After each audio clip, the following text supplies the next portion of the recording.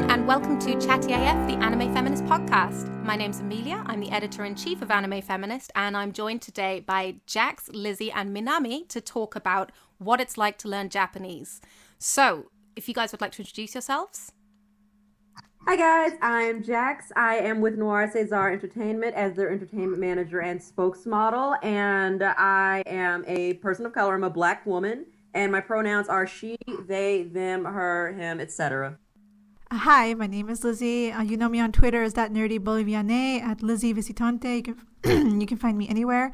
I go by they, them. I identify as Quechua Mestize, and you can find most of my stuff on republished on shoujopower.com. Used to write for Anime Complexion, but it has since shut down. You can find my newer stuff on Black Girl Nerds and Anime Feminist. Okay, so I'm Minami. You can find me on Twitter at Sakai Mi, 2 I's. And yeah, I live in Japan and I work at a mobile game company and also draw manga and am really trying to debut in Japan. It's very exciting. We're going to get onto that topic later, actually, because I'm sure tons of people are curious about this. But specifically, the topic we're looking at today is learning Japanese as a woman of color or somebody who is a non-binary person of color with more feminine presentation who's perceived as a woman of color, because it is quite a different experience to that of white people learning Japanese. And most of the conversation out there centered around the experience of learning Japanese as a second language tends to be focused on the experiences of white people. And we're not talking about all people of color, just to be clear, because again, people of color in itself is a term from a very kind of white is default lens. And the experience of somebody who looks Japanese or who looks East Asian learning Japanese is very different to what we're going to be discussing. So we're going to give a little bit of an introduction to give more insight into our own racial backgrounds and our experiences with Japanese so that you all understand the context that we're speaking about this from. But basically this episode came about because Jax and Lizzie and I have been recording the Michiko and Hachin watch along for a few weeks now. And this was an entirely organic conversation that just sprung up after recording one day where we just spoke quite passionately about the experiences that we'd had learning Japanese and how we felt that it had been quite different for us than the experiences of our white peers. So it seemed worth talking about. This is something that I've absolutely discussed with Minami in the past. We're old friends and we've talked about this previously, but we don't find a lot of discussion on it in public. So I'm hoping that we can put this conversation out there and maybe give people a new perspective to think about, to consider, and maybe even spark some more conversations from other people of color who have very different experiences learning Japanese or similar experiences that resonate with what we're going to be discussing. So to start with, just a self-introduction, I am mixed race. So I'm South Asian and white British mixed, and I look brown. And I went to Japan as part of my Japanese studies degree, which I did in the UK. I lived in Japan. I attended Japanese university. After graduation, I lived with a Japanese family. I lived with Japanese housemates. I've worked in Japanese companies. And I've tried really hard to kind of maintain my level of Japanese through one-on-one language exchange sessions and through going to meetups. And I actually stopped for a few years, during which my Japanese level kind of declined, but it's still pretty decent. I was probably about a JLPT level 2 when I graduated. Probably could have studied it up to level 1 at that time if I decided I wanted to learn an extra 500 kanji, which I really didn't. And at this point, it's dropped a bit below, but I've just recently rejoined Japanese study through WaniKani, which is a kanji learning app, which Peter actually recommended to me. He's been doing it for a while. And I found it really useful so far. So that's kind of sparked a lot more thinking about how we approach Japanese learning. So Jax, how about you? What's your experience and background in this? Well, I am Black. I am, I wouldn't say mixed race. Well, mixed race because colonization, everything like that. I'm Irish, heavily Irish on my father's side, heavily English on my mother's side. And my experience has been that learning Japanese, I originally got into it around high school sometime. And this was because I'd gotten into, well, no, it was probably a lot earlier because I got into anime and manga like as a child. And I hated that I really couldn't quite understand what was being said because certain anime hadn't been dubbed. I had just been finding it or like borrowing wherever I could. And I think my first experience was with Crying Freeman. So I started wanting to learn Japanese, and it was an experience. It was so confusing just in general, on top, especially my family, who is just the quintessential blackest family you can imagine. Just like, where have we gone wrong? Not only does our daughter not want to play with Barbies, but she's playing video games, she's reading all this Japanese weird stuff. Now she's trying to learn the language. Where did we go wrong? And so I really had to rely on my primarily white friends who were speaking the language, because, you know, it's just weird for any black person to want to learn another language outside of Spanish. So for me, the experience was, why are you trying? This is literally the biggest thing I would get. Why are you trying to be white by learning to speak Japanese? And to this day, it still does not make any sense. Well, it hasn't been a play. I know, it doesn't make sense. It doesn't make sense. I know how dumb that sounds. It doesn't make sense. I have tried to make it make sense, and I'm just like, no, it doesn't work. So I have primarily been learning through anime and manga, but my biggest influence has been music. And when it comes to anime and music and from video games, etc., I would just love the music and want to know what was being said. So I'd go and I'd look up the lyrics in the romanji and then match it to the music and continually study the lyrics and study what the meanings meant and look up the meanings on their own, so I'm making sure that I was understanding exactly what was being said. So that is how I came to learn most of Japanese, along with studying with friends and online studying, just everything I could to help me prepare for it. I've never had a formal class on it, but I'm still kind of learning enough to where I can kind of hold a conversation. I can listen. I can't read it. I can't, you know, fully comprehend it, but I'm really learning because I'm trying to get to Japan in September. So, which is exciting, because actually I'm always really happy to hear when people go to Japan when they're slightly older. You have this period after university and graduation when a lot of people go to Japan kind of early to mid-20s. And then after that, it does tend to taper. So I'm always really pleased to hear about people who are going when they're kind of later 20s or even early 30s like me. So I'm really happy that you're actually going.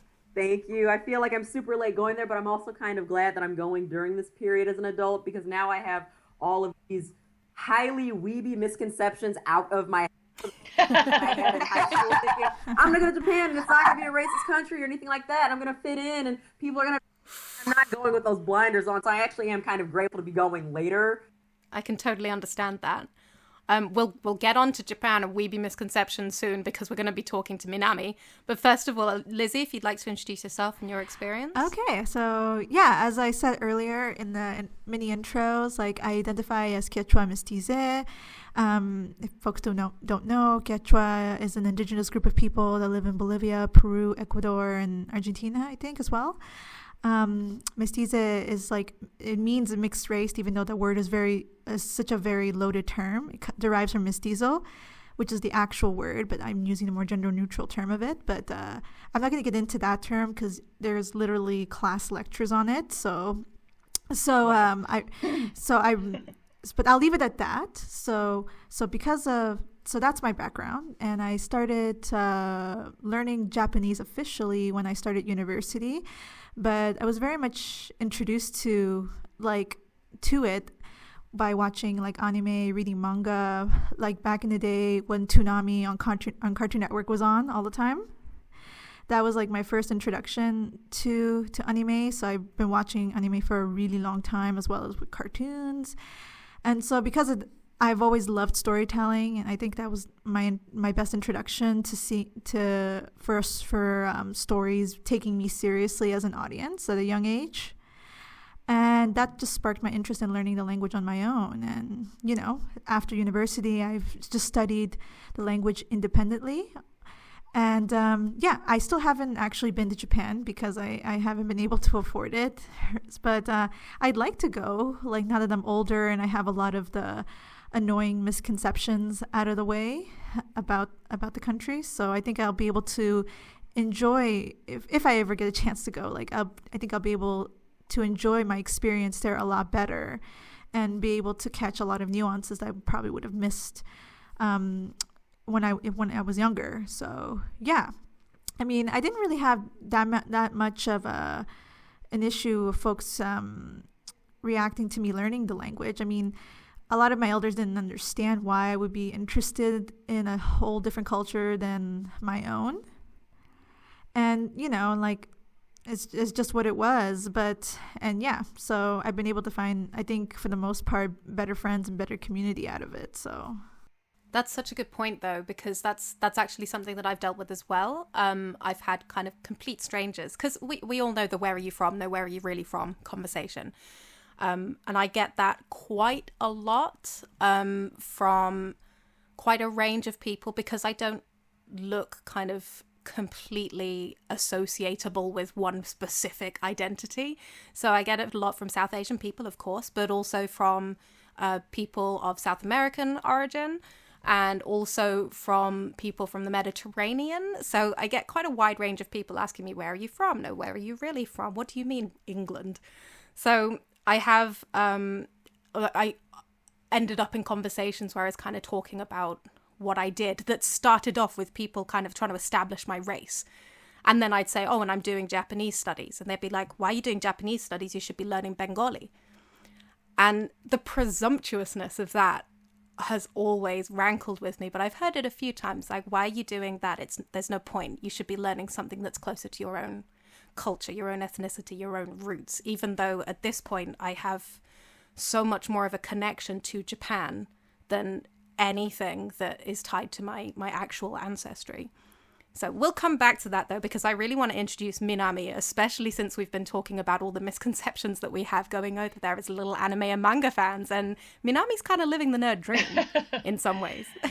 Yeah, so, I'm Minami. I am also Black. I mean, my family is from Ghana, so West Africans. They immigrated to America, and I was the only one in my family who was born there. But I majored in Japanese in college. That was the first time I actually learned Japanese. But of course, as many of us, my introduction to Japan and everything was through anime and manga, specifically Sailor Moon in, I think, like 3rd grade. I always liked to draw. And so my homeroom teacher was like, "Oh, there's this new like animation from Japan," and I watched it and I was like hooked. It like changed my life. But I never really got the chance in high school or, any time before college to study Japanese. So it was really once I entered college that I actually studied it, majored in it, and I went on the JET program initially for 2 years. I thought I was just going to do 2 years and like not come back. And now I'm in my 9th year in Japan. So yeah, like my mother has given up. But the main reason I think that I've stayed here so long is really I have been kind of chasing this dream to become a mangaka in Japan, which is, it's like everyone's dream, I think. And as you can see, it takes a very long time. But having been here so long, like I did do JLPT, I passed level 1, N1. I had to do that 4 times before I passed N1. Ironically, the last time I was so fed up I actually didn't study, and then I passed, so whatever.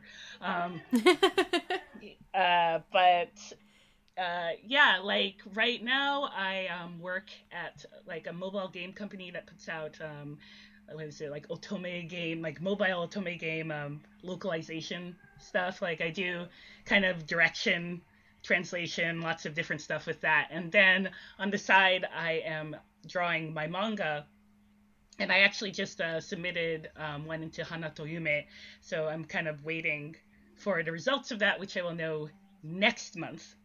But yeah, like it's just been a really long journey, but it's a lot of fun, and I'm probably not leaving for a very long time. Entirely fair. And I just want to point out, because I'm not sure everyone's aware, but you actually studied manga in a Tokyo design school, right? Further education school. So yeah, I studied. You've had quite a different experience from the rest of us. Yeah, I around my, I think, like 3rd year or so, I decided to go to a I guess like you would translate it as vocational school. I went to a school in Harajuku. It's called Tokyo Design Academy, TDA, and I studied manga there for 2 years. And all of my teachers were, I mean, as they taught, they were also mangaka themselves. So really, I was learning from people who already knew the craft. And yeah, that was really, I am so glad I did that, because it completely opened my eyes and taught me so much. There were so many terms and everything. I'm sure people know a little bit more because of, series like, Bakuman and stuff like that. But yeah, like there's just a lot that I think people aren't aware of that goes into manga, and really like how like the entire process is. And I think that's the thing that I think a lot of people might not be prepared for when they're like, oh, I want to become a mangaka in Japan.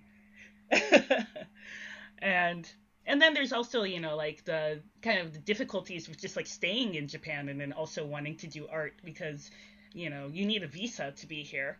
And that was like one of the things that has been one of the things that's always been a struggle. So definitely there's that. And then also I'd like to mention, like my, everyone's referring to me here as Minami. Of course, that is not my real name. That's my pen name.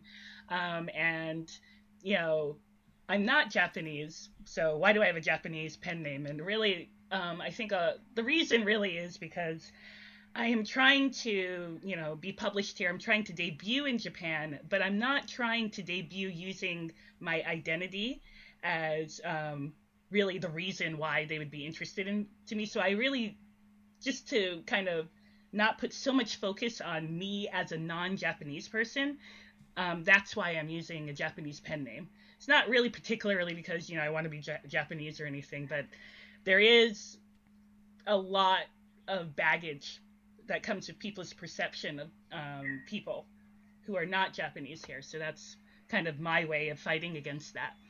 And do you think that actually being a Black woman in particular has had any impact on your experience there? We talked about this a little bit in your interview on Anime Feminist way back in like November 2016 or something. But I know you've since been working to become a mangaka. You've interviewed with a lot of editors at this point. Because that's just a standard part of the process, right? Where you take your work to editors and they review it. I mean, that's something that every, I think, aspiring mangaka in Japan does. It's very easy to do. You don't have to, like you basically call them and set an interview and you go. And in my case, my real name, my last name, sounds vaguely Japanese, actually. So every time I make an appointment, I use my last name because that's just how you do it here. And I'll walk in, I'll meet them, and a lot of times they're like, okay. And I think the thing that I feel the most when I'm meeting people, like in those interviews, and also just meeting people for the first time, is that a lot of people's perception of, the foreigner is not really a Black person, let alone a Black woman. There's not that many Black women in Japan, right. Or at least not that many high-profile Black women in Japan. So a lot of times they really don't know what to make of you. And I think that can be a little bit like, it's a little scary, I guess, for certain people. It's also just like, well, this is a really new thing. Like, does this person even know what they're doing? Are they lost? Like, there's a lot of that, actually. Like, I do get, like, do you know that you are here? Like, I'll give them, like, my manga, or, like, this has happened in, like, other situations where it's not even manga related, and they'll be like, do you understand Japanese? And I'm like, it's written in Japanese, and we are having this conversation in Japanese, so I'm not. Yeah, so there's a lot of that, and I think it's like kind of, it's a lot more when you're not even in that category of, oh, a foreigner is like, this blonde, white woman or whatever, Right. And so, yeah. I actually had this experience when I studied in a Japanese university. There was one time when they rounded up a lot of the exchange students to go visit a high school in Japan. And each class was assigned a person to spend like an hour or two with them and just answer some questions about their country, that kind of thing. And I walked into my assigned room and they were like, this English girl is coming. And I walked in and the whole class's faces fell. Goodness. And it made me so angry. It was just kind of an extension of things that I'd already been experiencing. And don't get me wrong, there were advantages here too. I appreciated the fact that people didn't try to speak to me in English a lot of the time because I'm brown, so I kind of had the double take effect where I walk up to people and they don't clock me until I'm like within 3 feet, and then suddenly they do a kind of, goofy style, oh, what? And turn around. And see, I really wanted to represent that visually with my face, but you can't see me, so hopefully the audio version did the job. But they just do this big double take, and it means that people would kind of come up to me from behind and kind of say, excuse me wanting to ask the time or directions or something. I'd turn around and they'd be like, never mind, and walk away. And that, it's a mixed bag, but I did appreciate people not trying to speak to me in English. A lot of the time they couldn't identify what language would be most appropriate, so they'd just default to Japanese, and I would do the same, and that was much simpler. And anytime I was with white friends, they would be like a beacon for please teach me English, absolutely. Kind of please. Absolutely. So that was a way I benefited. But at the same time, I felt like I spent the entirety of my university period kind of stuck in a situation where there was like it wasn't a spectrum. This is the thing. There were two distinct beauty ideals. Yeah. When I was at university, and there was one of the kind of docile Japanese girl, and then there was the other of the beautiful blonde white woman, and I was nowhere.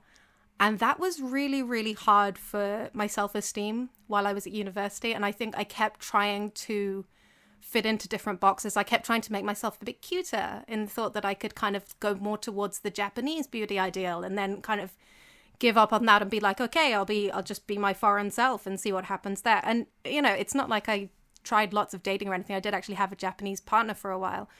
But even just being around those beauty standards, whether you're looking for a partner or not, like immersing yourself in beauty standards that you cannot possibly fit into 24/7 for years is really rough on you. Yeah, absolutely.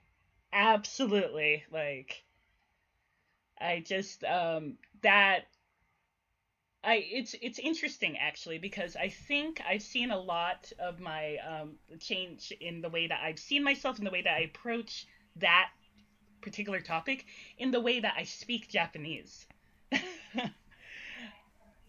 Because yes, absolutely. there was like what you said, like there was a certain point for me too where I was really trying to, because you don't really fit into any category. You're not really particularly like, there in Japan, it's like there are, it's like, when I first came there, what I thought was, actually what's different here is that for most Japanese people, it's like either you're Japanese or you're not. So there's not really as much of like, you're black, you're this or that, is what I kind of mistakenly thought. But then the longer I stayed there, the more I realized, actually there is kind of a hierarchy within that category of non-Japanese. And when you're a black woman, you are not at the top of that hierarchy, let me tell you. And and so like when I was trying to kind of make myself more appealing, more feminine, more whatever, then I would try to affect my speech patterns. But the thing is that naturally, I'm not really the most like, I do identify as a woman, but I'm not like super, super feminine. I'm like pretty rough with the way I speak in English, and like the longer I've been in Japan, the more I've realized that the way that I prefer to speak is very rough, actually. So yes, me too. So I won't be like, I think a lot of feminine speech patterns in Japanese will be like "so nano" or something like that, and I don't. Sometimes I'll use that, but like there's a lot of like "nda" and like like tabete kudasai, I probably wouldn't say that, like, well, hayaku tabero yo, or something like that, like, kue!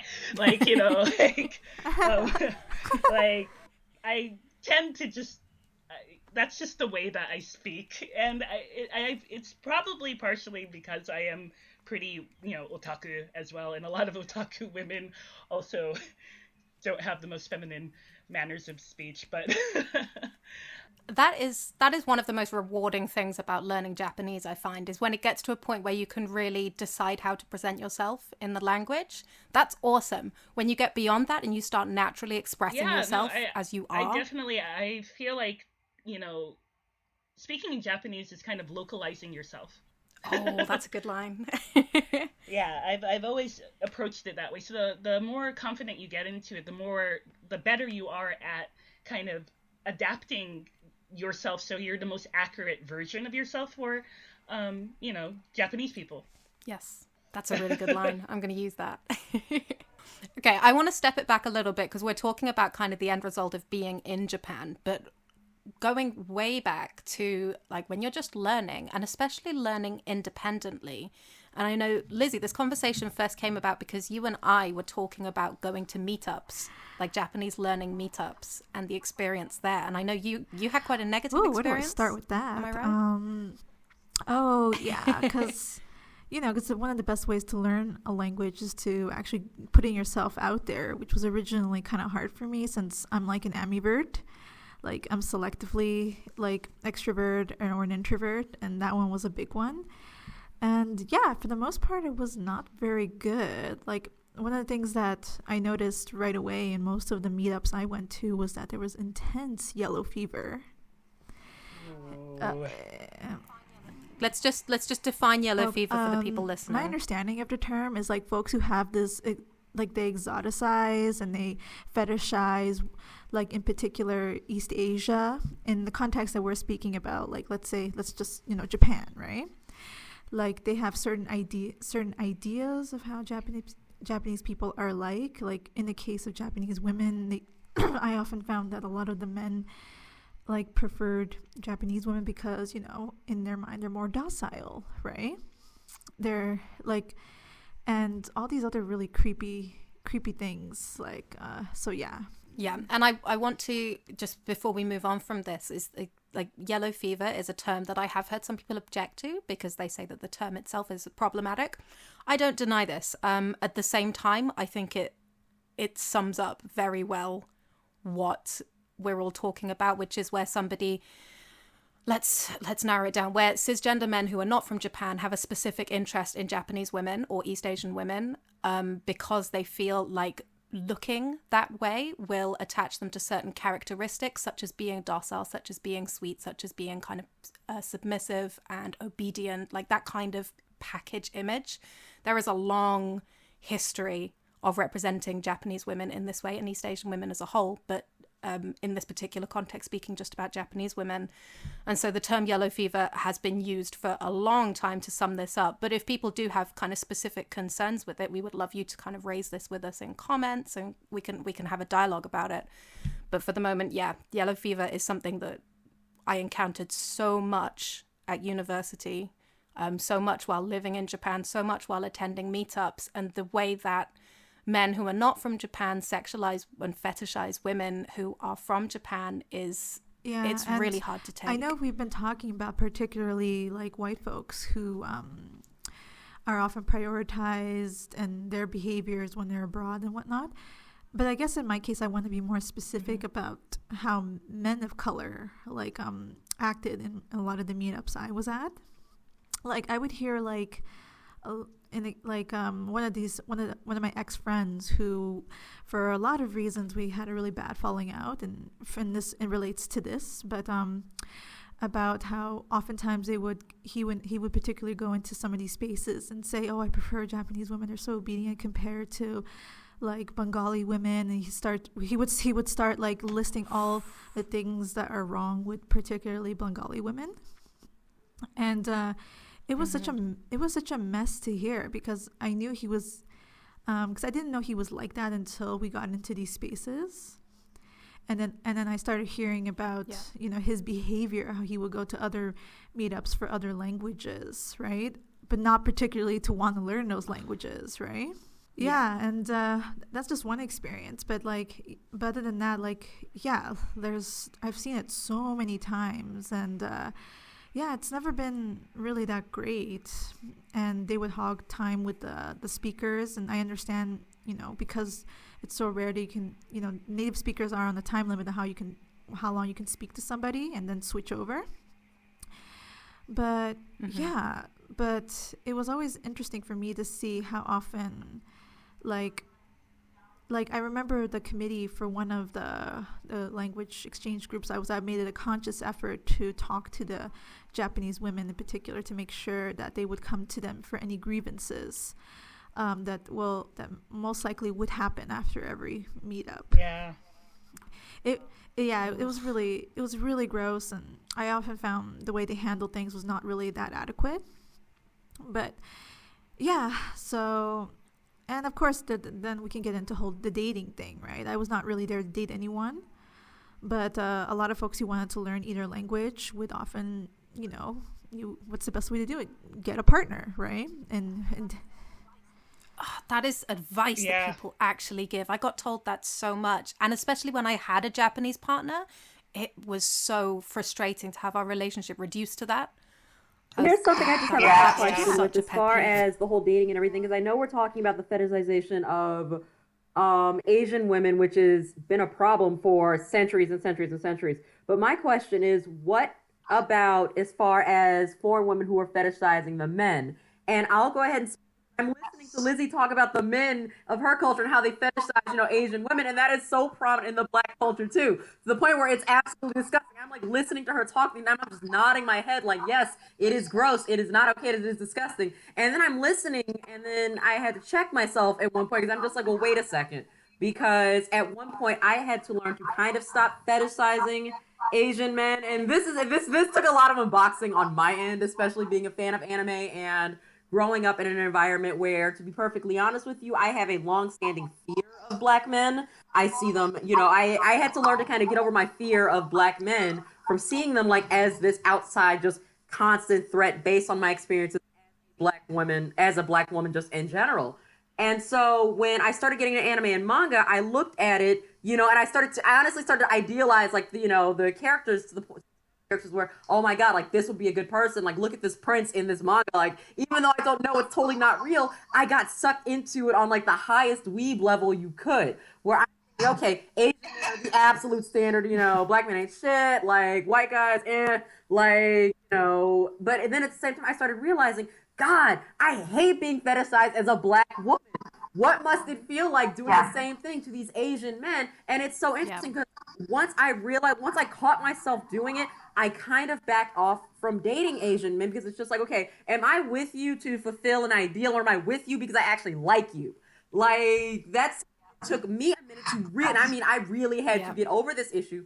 And at the same time, being so immersed in anime, manga, culture, stuff like that, I wasn't particularly appealing to Black men, particularly being a Black girl nerd. For some reason, there's still this stereotype that Black women aren't nerds, and that we are constantly coming down to Black men for their video games, and we're doing extreme shit like pulling out their video game cords or something like that. And I'm listening like, now and the worst part is it comes from Black nerds, Black male nerds. Like, and I'm listening to this, and I'm just like, are you being for real right now? So when it comes to my experiences with dating and stuff like that, my question is how are interracial, I guess, relationships and stuff like that, like, kind of looked at when it's a foreign woman with like an Asian guy? Like, I'm honestly not going over there trying to date, but at the same time, it's just like I don't want to fall into the trap of, okay, I'm in a new culture, like I've learned to stop exoticizing and fetishizing like Asian men and stuff like that. And if I do date while I'm over there, like, I want to know how that is seen, because I know I get a lot of shit for it over here. Even after I stopped fetishizing them and exoticizing like Asian men and stuff like that, and I started just dating the person for them, I caught a lot of hell for it. Like, just being a Black woman and dating outside her race, period. And of course, the hell would largely come from Black men. And that's the interesting standard that I noticed when it comes to cisgendered men just in general, is that it's okay for them to kind of date outside their race, depending, like, it's expected. With a Black woman, it's like seen as like one of the biggest taboos. You cannot date outside your race. You're either, what's a popular term here? bedwench or a Jezebel or just crazy ass slavery ass terms dating to black women, pertaining to black women who will date outside of their race in general. And it's just like the stigma is so bad that you just don't see it with white men or black men or just men in general. So this is just something that I was very curious about, you know, what it is like in Japan, what it was like for you as women of color, as women of color to go through this experience. I think that's a really important point, actually, because I mean, my experience has been that there are kind of people with fairly surface level concerns on both sides. And if those kinds of people end up together, they deserve each other. That tends to be my view. So you have non-Japanese women who kind of go to Japan looking for Asian men. And if those Asian men are also looking for if those Japanese men are also looking for non-Japanese women for the same kind of level of reasoning, good. Have fun. Have kids together. Enjoy. Yeah, no, that terrifies me. That absolutely terrifies me being viewed in that way. It's like, that's something that genuinely concerns me. Because I don't. But I don't think it's something that you end up in. I think that it is something that you can spot quite early on. But I'm going to defer to Minami on this one because you've been in Japan for many years and seen this play out a number of times. Yeah, I mean, like, I do actually agree with what Amelia said, that like a lot of times there's couples who are interested in those like surface level, like, you know, I want to date, you know, a foreign girl, I want to date a Japanese man. Like, usually they'll find each other and, yeah, you know, whatever, have fun. Like, have fun. I mean, a lot of times, like, it won't work out because, like, you know, in the beginning it's fun, but then, like the further they get into it, a lot of times, for the non-Japanese girl, like, she's like, oh, wait, there's all these other Japanese things about him that are super annoying. I don't like that. And then, like, on the other hand, he's like, you know, oh, she needs to be more Japanese. This is not working out. And so a lot of times, you know, that might not go well. Or, you know, they actually end up having to, you know, really learn about each other. But in... oh, gosh. How dare you suggest that? But in my case... in my case, I was in a relationship with a Japanese man for about a year. And, I mean... like, it's taken me a really long time to kind of break down our relationship, like what happened in that year, actually, because in some senses, like, I feel like he did kind of see me in a certain way that I don't think he should have seen me as. I don't know. It's like hard for me to describe because it wasn't like super obvious. Like, you know, it's not like something that you would see in a movie or something where it's like the problems here are just like right in your face. But like, for example, he said, like, because we were actually pretty serious, and he said kind of early in our relationship, like, you know, if we got married and we had children, if we had a boy, I would want him to look more like you, and if we had a girl, I'd want her to look more like me. And what? Oh. And, like, honestly, when I was told that, like, it was such a bizarre statement that I didn't, like, I don't think I had, like, enough energy to, like, process it. Yeah. Like, it was, like, way later when I was like, what the... like, and I think, like, we never talked about it, but I'm pretty sure that, like, he was going about it as, you know, like, if it's a guy, then, you know, you want him to be big and strong like a black man. If it's a girl, like, you want her to be, like, you know, more feminine and whatever, like a Japanese woman, which is weird because you're dating a black woman. But like, yeah, like, kind of weird stuff like that happened every now and then. But then, like, for the most part, I think the longer we were together, the more we kind of viewed each other as, you know, ourselves. But essentially there were just like some, you know, like, it was just like there were certain aspects of ourselves that we couldn't just, like, it just didn't work out, and that's why we broke up. But yeah, I mean, the thing is that a lot of people, like if you tell them, like, okay, what's like, can you name a black woman? They'll be like, Beyonce. And so, like, you know, like, all black women are gonna be like Beyonce or like Whoopi Goldberg or something to people because of media, and also something that I think is kind of interesting is that if you look at the way people are dubbed in Japanese media, so like if it's and subtitled, yeah, not just dubbed, and subtitled, but particularly dubbed because then you can hear the tone of the voice and everything. Usually for if there's a black woman, she's going to be given a much more mature sounding voice than a white woman. Like this always happens because one time, like I've been on and off on TV just doing random stuff because it's like a really stupid dream of mine of just like being on TV in Japan because I love it. But there was one time, most of the time when I've been on it, I've actually just talked, but there was one time just for this thing that I actually was dubbed over. And there was another segment which had a white woman in it. And she was given this really cute voice, like it was a very moe voice. And on the other hand, I was given this like super like, I don't even know, like Okusama voice, like like you know, I was introducing myself like, hi, I'm Minami or whatever. And like I watched the show live on TV and it was like, hi, America kara Minami yo. And I was like, I would never, like very like mature older lady sounding voice. And I was like, okay. But like, yeah, you know, like I think that it's because of like a lot of those like media representations of black women. Really, you're not like we're not really seen as cute. Like if we're like the most positive you'll get is like sexy. Right, thank you. I think that's a really great point, and that's something that I totally experienced as well. I rarely get kawaii ne, like it's always like sexy dane or kirei dane, which you know these are compliments, they're nice, but you do notice the contrast. I remember there was this one time at university where a Japanese guy came up to me at one point and was like, I want an international marriage, just out of nowhere. That was kind of his icebreaker. Wow. It turns out he wanted me to set him up with my blonde friends. Goodness. And that is the kind of thing, like that was the way it was, is I was sort of a non-entity in that picture. So I actually had a relationship with a Japanese guy for like 3 years.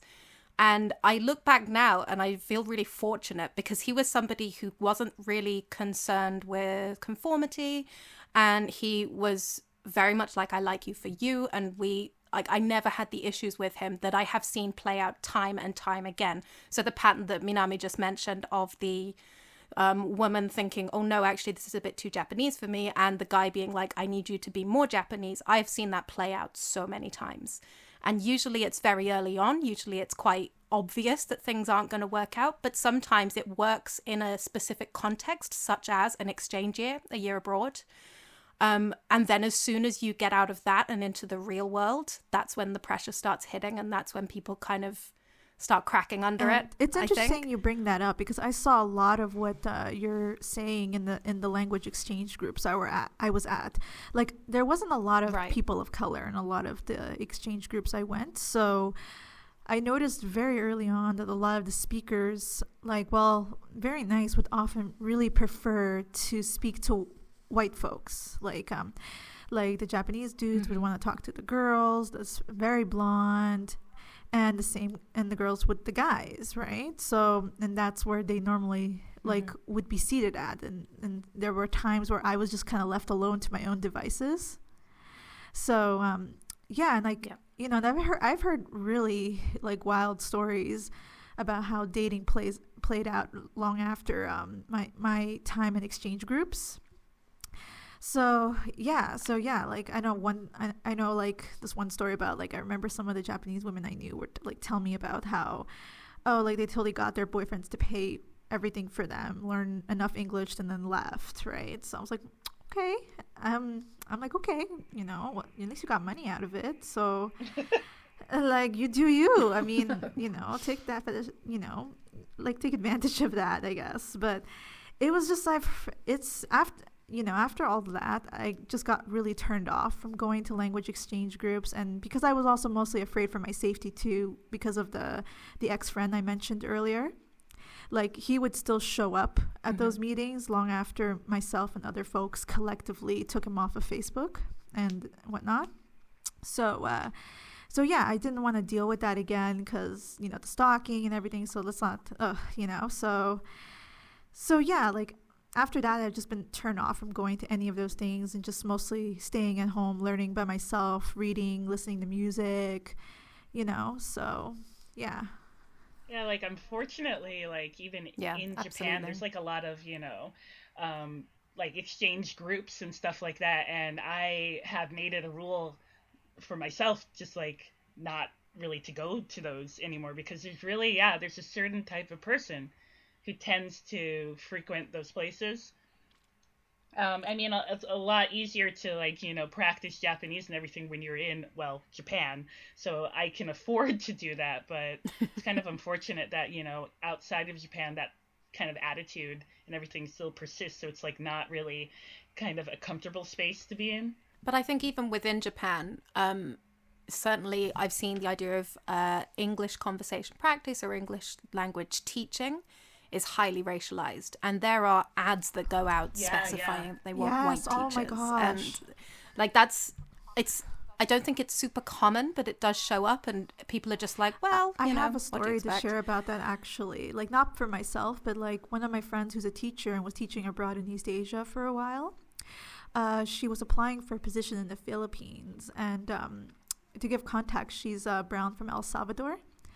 And oh my gosh, she told me how literally straight up the employers for that told her they're looking for white Canadians. They're not looking for someone who's like of Latina heritage, who's plus size, etc. So they literally told that straight to her face, and it was so awful. Some of the colorism that I've heard that she went through while she was teaching in East Asia was really awful, and it sounds similar to everyone else I've heard from who's had that similar experience abroad. Yeah, absolutely. And I know there's a way that you can teach English cash in hand basically in Japan. It's quite simple to do. But there are people who go to that specifically to try and date people.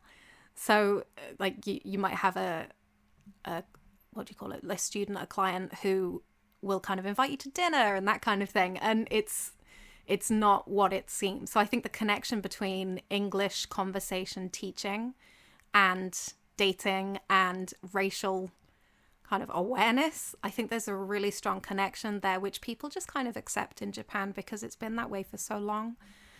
And as Minami says, like the media representation is pretty...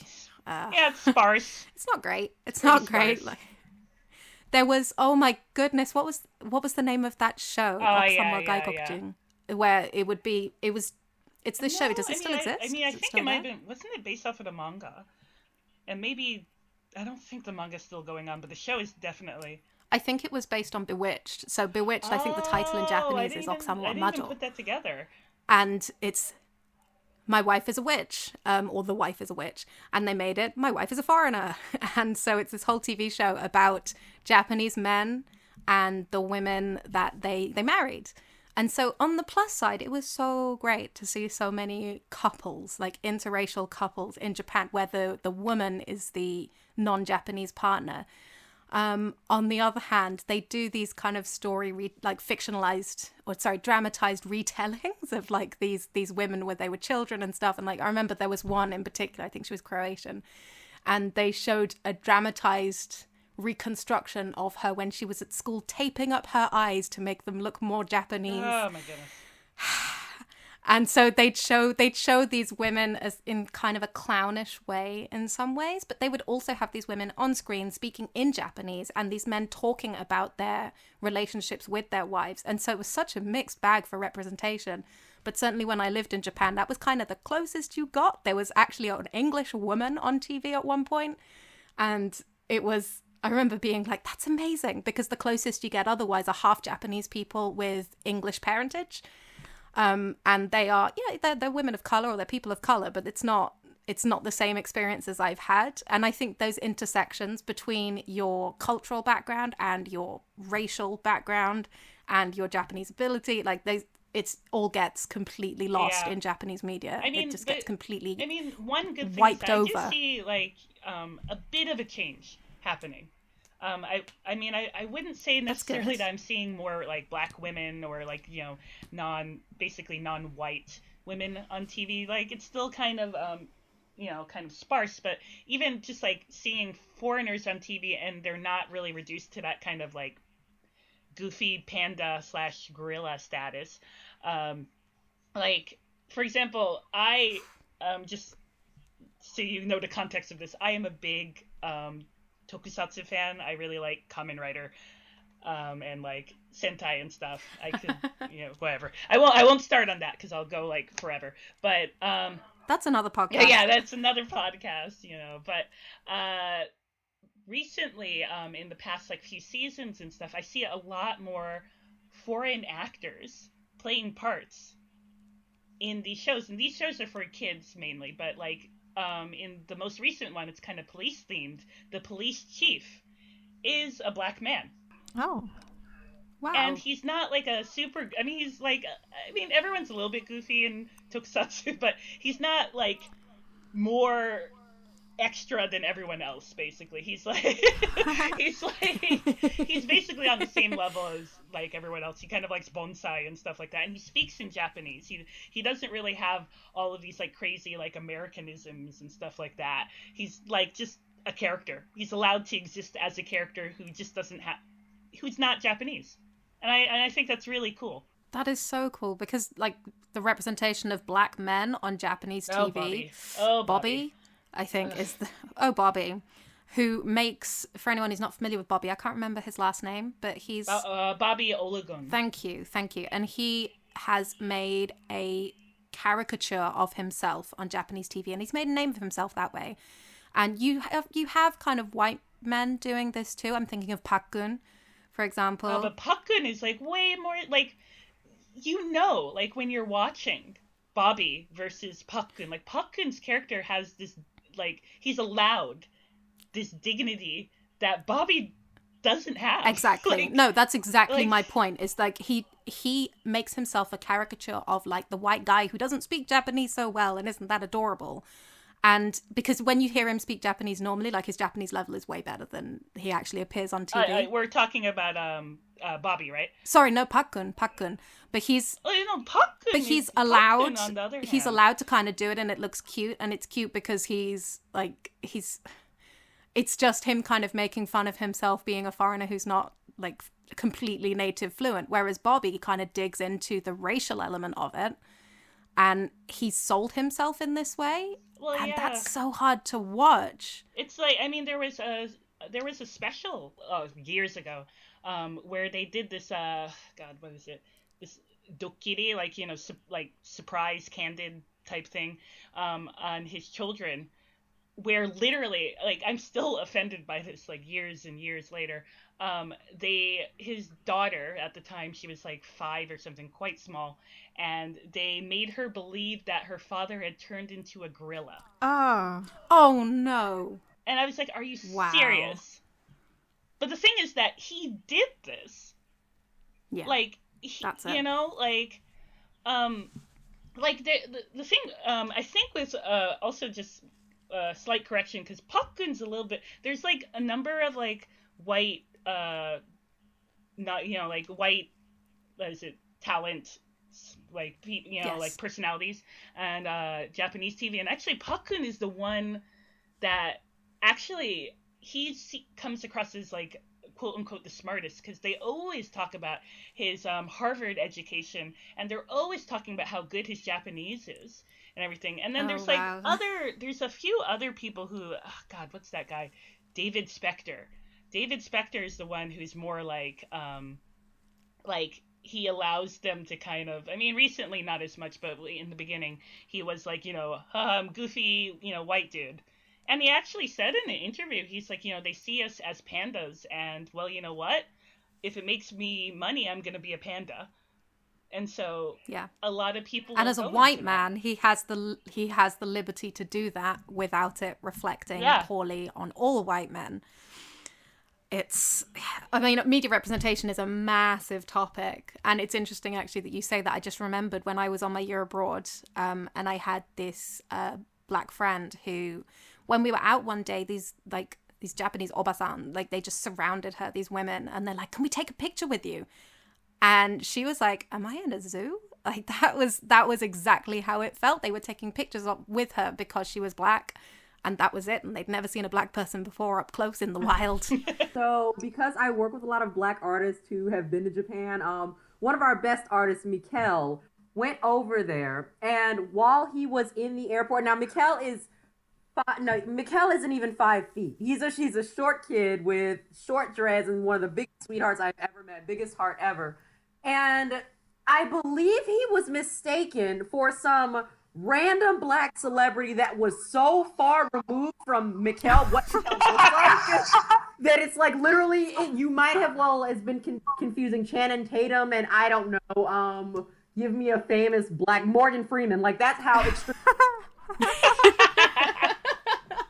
I've got to ask him what person it was, but I mean, it was just so crazy to think. And then another one of our artists went over there, Nick, who is just real big into Final Fantasy and has worked with Square Enix and everything like that, went over there one time.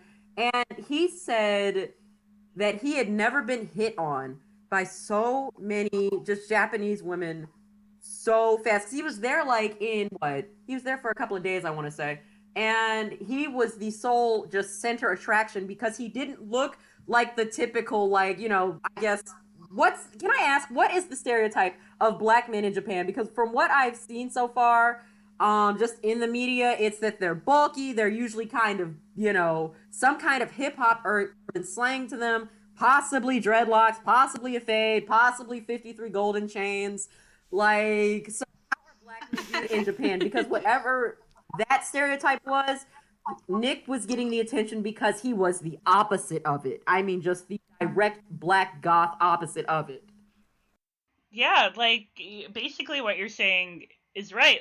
There is, black men are seen as, being big, and, all of this is actually, in general, really positive. They're big, they're cool, maybe they're a rapper, you want them on, basketball player, all of this stuff. There is that image of black men. And so, a lot of times when I put it, if I kind of think about it in, levels of desirability, if you're just going to simplify it to, white people, black people, at the top is white men, under them is black men, then it's white women, then it's black women. And, okay, so it's like a patriarchy here, pretty much. Got it. Yeah. But that's interesting in itself. That I've definitely felt that. Probably the toughest time is when I realized that was, how it actually was. And now I'm kind of more okay, whatever, this is the world. There is something I want to ask you just from being a black woman, and I want to know if this has ever happened to you just because of how black women are viewed sexually. Has anyone ever approached you and sexually stereotyped you based off the whole stereotype that black women are sexually aggressive and et cetera in bed? Has that ever happened while you have been there? Because I know it's happened to me here a lot, and I don't know if that's the case in Japan or it's just how you're viewed, or if that's just something that's kind of, I don't know, I can't think of the right word for it, but have you ever had that experience while being in Japan? Well, I've had a lot of creepy experiences walking home. And I'm not exactly sure if that's because I'm a black woman or because I'm a foreign woman. I've had just situations where a guy will approach me while I'm walking home at night. It's always at night. And one time some guy basically took he took my hand in his, and then we were walking, and I was okay, need to go back towards the station because I don't want him to know where I live. And he was struggling to speak to me in English, and eventually he just says I want to make love to you out of nowhere. And I was okay, we're gonna end this and stuff. And there was one time too, and this wasn't even by a man, it was just by another foreign woman, but probably Southeast Asian, but I'm not exactly sure where. I was at the laundromat, and she came to me and asked, like, do I have a job? And I was like, yeah, I do. And she's like, is it a day job? And I was like, okay. Like, I think maybe she thought that, like, she could recruit me for, like, kind of night life stuff, and like there's been kind of weird stuff like that, but I don't think, like, to be honest, like, just the way, I guess, culturally things are, I don't think people will, like, straight up approach you and, like, Proposition ask. you. Yeah, it doesn't happen as much. Like, a lot of times it's like, they're going to, I don't know, like, it's a little bit complicated. It's like, it's totally complicated. I mean, I've had a couple of experiences, not a black woman, obviously, but as a foreign woman who is not white. I had one experience where I had just arrived in Tokyo or Osaka, I don't remember which, and I had a suitcase and I was clearly very tired. And this guy offered to give me directions because I was looking lost. And that happens in Japan. You just look lost and somebody will spring up to offer you directions. It's very convenient for someone like me with no sense of direction.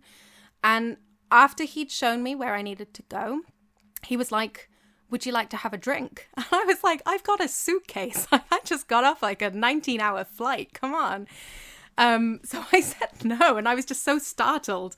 He was like this middle-aged salaryman with glasses and stuff. And I was like, this is such a stereotype right now.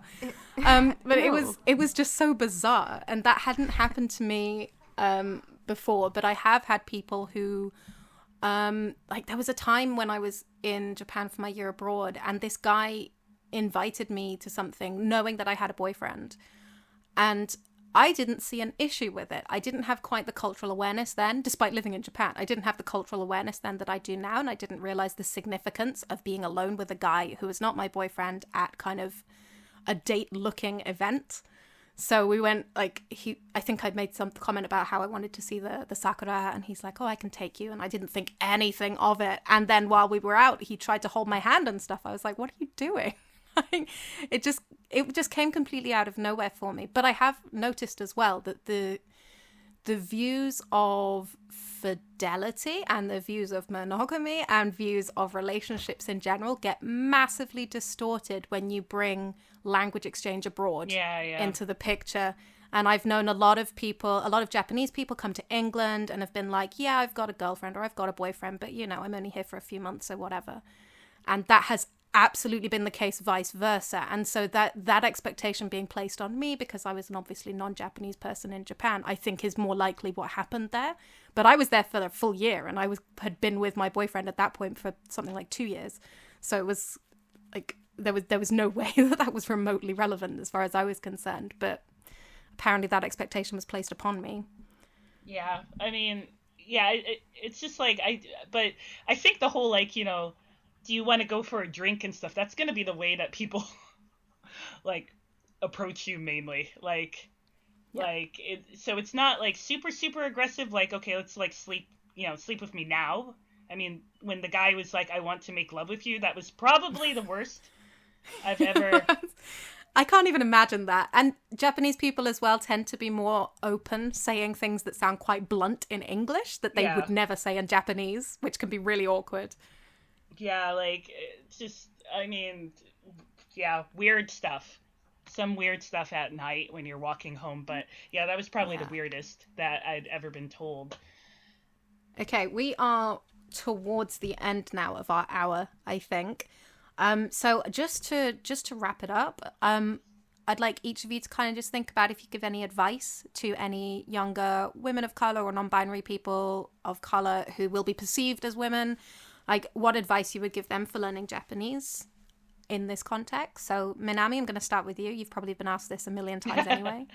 Well, yeah, I mean, the first thing is just, like, don't really be afraid. Like, learn Japanese. Like, first, like, if it's through a textbook or if it's through a class or whatever, just learn it first. But I do think that, if you can, like, even if it's just for like a really short amount of time, like try to, make it to Japan and practice it, because I think right now, like, there's just not a lot of visibility of, basically I mean, not just Black, but just like non-white, non-Japanese, like women, who speak Japanese. And there's definitely not a lot of us in Japan. And so, like, I think it would be wonderful if there is more. Like, right now, I'm trying to, eventually be published in Japan. And honestly, you would think that I would meet someone who is doing the same thing in Japan. And I have not seen a person in, like, years.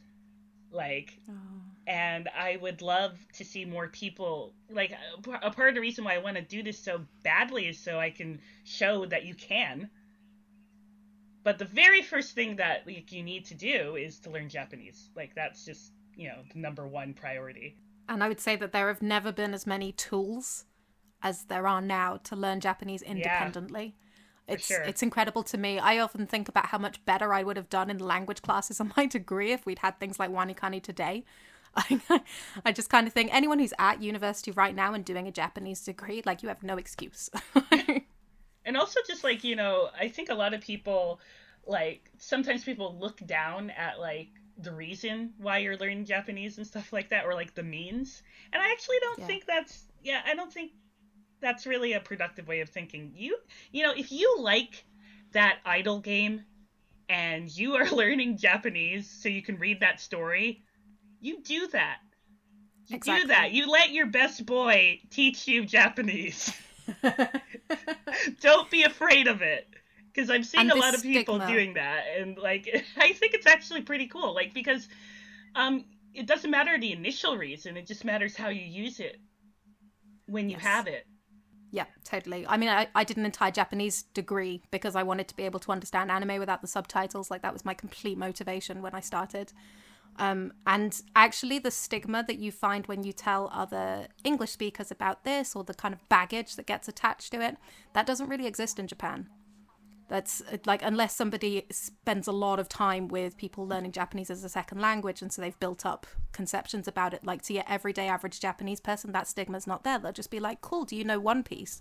Yeah. Like, that's how they'll respond. They will literally say that. They will literally say that. So, speaking of independent learning, Jax, like, what would you recommend? What advice would you give? I mean, I know there's a big dub versus sub thing going on right now, and that'll always be a thing, but I would definitely say do not look down on subtitles. The only thing that worries me about subtitles is that they might not be entirely accurate when translated. And to be perfectly frank with you, my main motivation, aside from getting around in Japan, is to be able to read so much of the backlog doujinshi that I've collected over the I just want to read! And I've literally been stockpiling this stuff, so that is one of my primary motivations. It's not, I'm going to Japan in September, so I'd like to be able to know how to get around and get to my hotel room. It's like, no! I have like a 13, 14, 15-year goal here, and comics that I want to read. So hold on to those. God, Google Drive is such a blessing.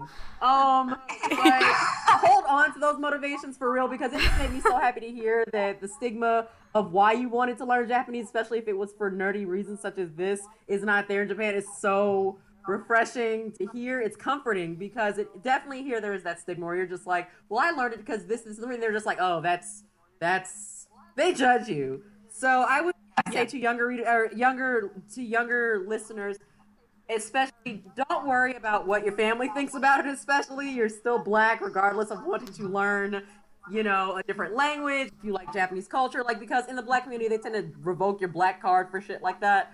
So don't let that get in your way, because I'm sorry, but like, Minami is living like the dream. Like, I have been so gassed this entire podcast. I'm like, this is unreal. So please, like, you guys could be like her one day. So please, just keep learning. That's great. Lizzie, how about you? Yeah, oh gosh, where do I start? My advice is that you will find community.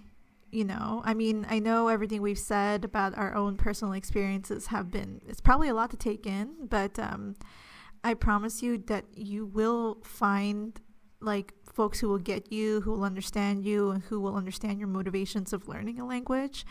I mean, I fell out of it because of all my own negative experiences, but thankfully through meeting like other like-minded people, like in this podcast, for example, and seeing more trans and queer content come out from Japan has really motivated me again to really get back into it and try to be fluent one day. And like that, I think that gives me a lot of hope. And for whatever interests that you have, reach out to those sources. That way you can learn it in your own pace. I mean, you won't entirely be able to avoid negative experiences, but I'm hoping at least the journey to learning Japanese for you will be much more pleasant, so yeah, keep going at it. And I think for me, my advice would be mostly on the psychological side, because I spent kind of years unpacking self-image related issues that I had built up from doing Japanese at university and from living in Japan at a time when I was still kind of developing these thoughts about myself. And I would say try and resist the pressure of beauty standards. Try and acknowledge them. Try and be aware of them. Be aware of when you are doing something because you feel the pressure to do it, because you've seen a lot of Japanese shows where this is how women look and this is how women act, and therefore if I want to be a desired woman, I have to look like this and I have to sound like this and act like this. And just try and be conscious and stay critical of the media that you're consuming and the impact that it's having on you. It is so much easier said than done, I do appreciate. And just try and keep a little bit of distance there and recognize that actually through learning Japanese, as Minami said, love this line, it is a way to localize yourself. And that's not just in terms of how you use the language, that is in terms of when you go to Japan and you have this kind of blank slate in a new culture and you have a real chance to try out a new version of yourself. And just be conscious of what you're doing and why you're doing it and what feels good and what feels right and what feels authentic to you. I think that's really important. And just have fun with it. I mean, we've talked a lot today about differences, but actually one of the greatest lessons that I learned from studying Japanese was how similar you are to people on the other side of the globe.